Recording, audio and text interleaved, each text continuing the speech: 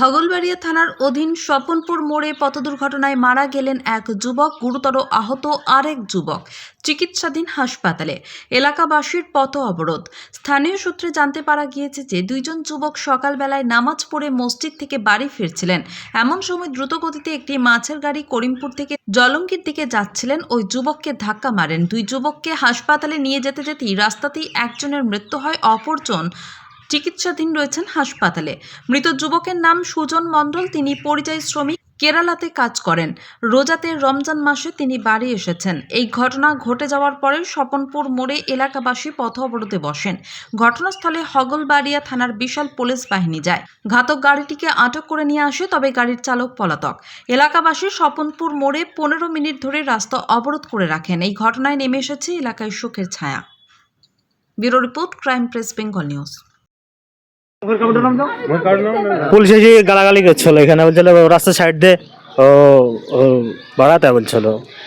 কেন গালাগালি কেন করবে সেটা আমি বলতে পারবো না। পুলিশ এসে ওর সব ছেলেমেলি রাস্তা আমি তো সে জানি না। পুলিশের গাড়ি থেকে না এসে ও সবাইকে বলছে রাস্তার সাইড দাও, তাই বলছে।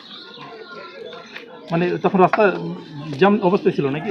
জাম অবস্থা ছিল, মানে একটা মার্ডার হয়েছে না, সেজন্য। আচ্ছা, আপনারা এই গ্রামবাসী হিসেবে কি চাইছেন বলুন তো? ইয়ার কেউ বিচার চাইছে, ও কি চাইবে? গাড়ি কি আটক করা হয়েছে জানেন? সেটা তো আমি বলতে পারবো না। সেটা আপনার নাম?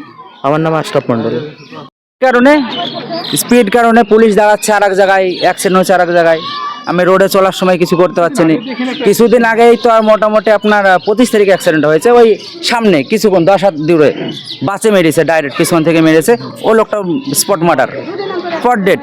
ওটাও আজকে যেমন দুটো ছেলে একসাথে, ওরা দুই ভাই নামাজ পড়ে এসেছিল, ভোরে ভাত খাওয়ার পরে নামাজ পড়তে গেছে, ওখান থেকে ব্যাক আসার সময় হয়তো পিছন থেকে মেরে দিই গাড়ি গিয়ে বাস স্ট্যান্ড।